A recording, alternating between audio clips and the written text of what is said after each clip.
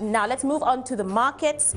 We saw the Nigerian stock exchange all-share index closed today at 34,339. Now that's down 0.61%. There were gains seen in Okomo Oil, Presco, Dangote Cement.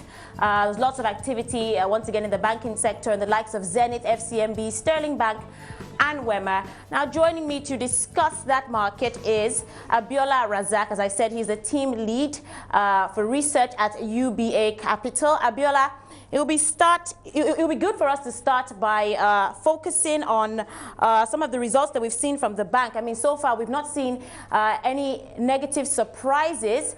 However, as you know, investors do invest on the future performance of banks. So I guess the big question is, how strong will earnings be going forward, especially when you consider some of the rule changes that may put a downward pressure on bank earnings going forward? Of course, we're talking about the gradual phasing out of commissions on transaction and removal of ATM charges.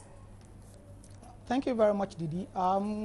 I quite agree with you that there are headwinds for the banking industry earnings going forward in 2013 and beyond.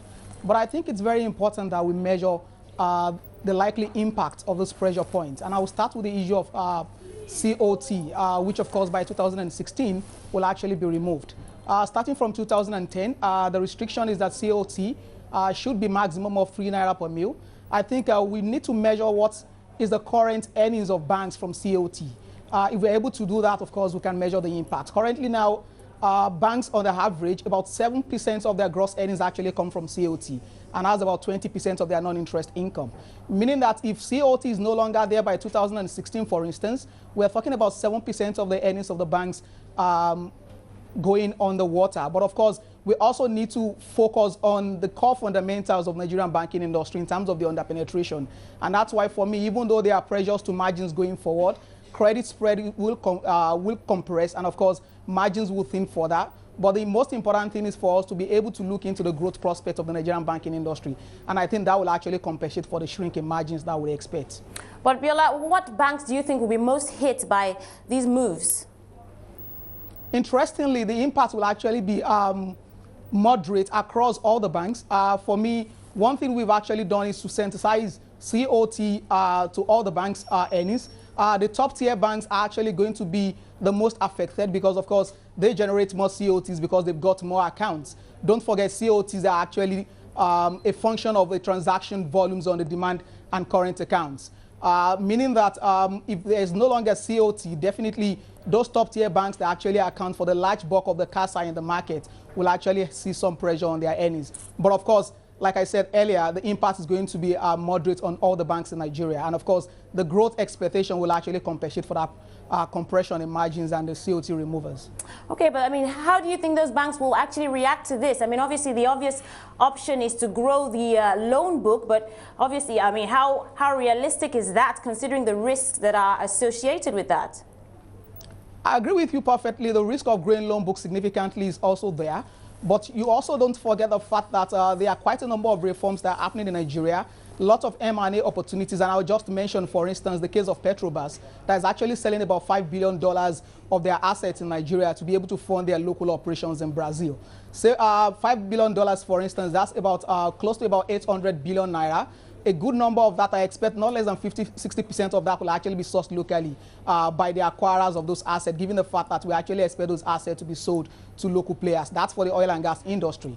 And of course, when you go to the agricultural space, when you go to the consumer space, a lot of M&As over the last 2 years, and of course, we expect similar trend to continue into 2013 and 2014. So of course, the opportunities are there to create quality assets. And of course, in as much as we see a more accommodative monetary policy environment, and if rates do come down a little, definitely you will be able to create quality assets. And of course, what we actually measure currently now is the repayment ability of the obligors in the market, which I think currently now cash flows of most obligors in the market are strong. And of course, if some of the reforms that we expect from the fiscal end do come true, definitely that would also impact positively on the ability of the obligors in the market to pay. And we'll see more penetration of the SME space by the banking industry.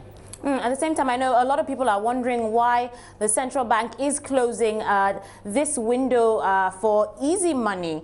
I mean, of course, many people have called for more creativity from banks. What do you think?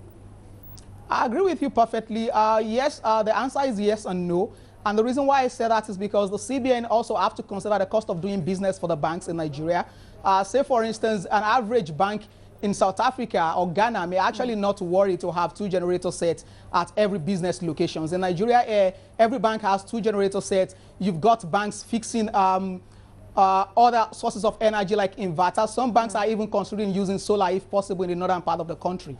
So you've got to consider this cost of doing business in the country.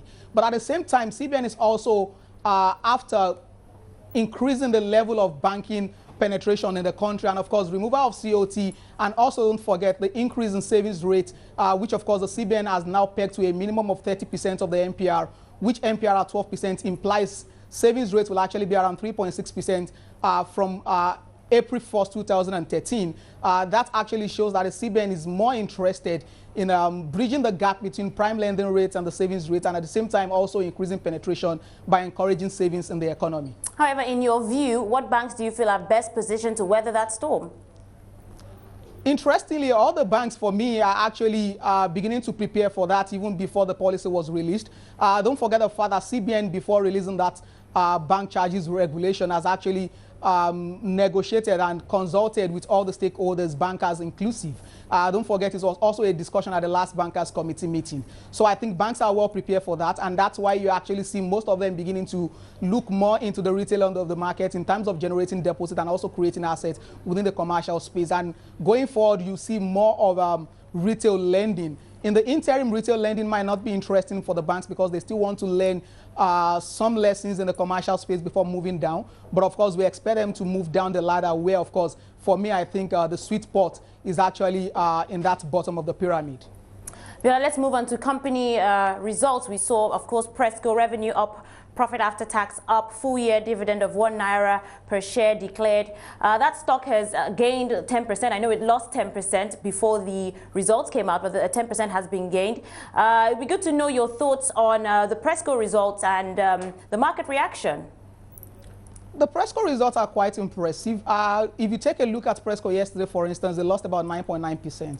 And of course, on the release of that result, the stock has actually recovered 10% today. And I still expect some gains going forward. There's still scope, there's still room for growth in Presco share price going forward at 24.75. And I think the interesting thing you have to notice in the results is the fact that that's actually the benefits of the investment they've made in the past. Remember very well, Presco currently just about 70% of their plantation is actually matured, meaning that there's still going to be more plantations. As more plantations mature, revenues will continue to grow. And also don't forget the fact that Presco has actually concluded the concession of about additional 7,000 hectares of land in Edo State, and that's for their Ologbo project in Edo State. And of course, once that comes on board, the benefits of further increasing their revenues will actually begin to show in terms of their performance going forward. And of course, like I mentioned earlier, just about 70% of their plantation is matured now.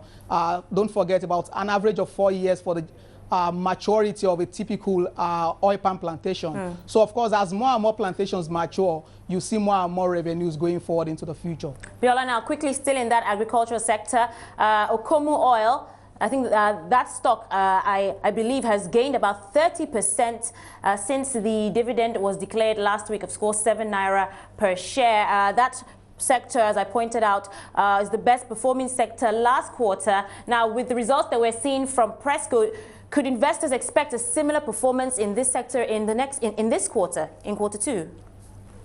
I do believe strongly in the fundamentals of the agricultural space, but nonetheless, we need to actually be able to differentiate the major players from the minor players.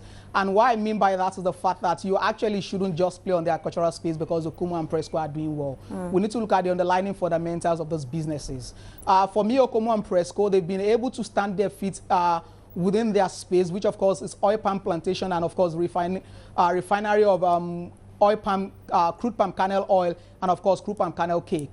For me, that space is quite interesting.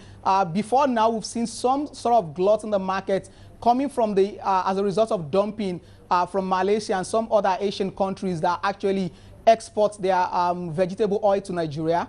Yes, there's still importation is still very, very on the high side in Nigeria in terms of vegetable oil. But of course, what you notice that the customer has been more proactive in terms of securing the borders in the recent time.